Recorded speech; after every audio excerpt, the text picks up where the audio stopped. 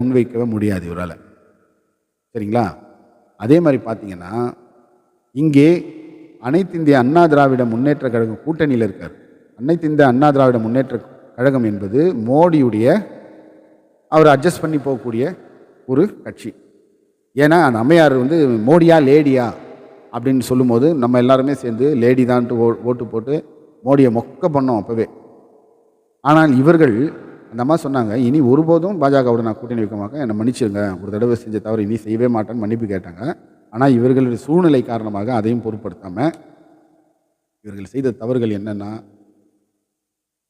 CAA இது போன்ற இஸ்லாமிய மக்களுக்கு எதிரான சட்டங்களை நிறைவேற்றுவதற்கு அ முக்கிய காரணமே யாருன்னா, அனைத்து இந்திய அண்ணா திராவிட முன்னேற்றம். இவங்க வந்து பார்லிமென்ட்ல அந்த வாக்குகளை இவங்க வழங்கலைன்னு சொன்னா, இது போன்ற சட்டங்கள்லாம் மக்களுக்கு அவங்களால நிறைவேற்றியே இருக்க முடியாது. CAG, CAA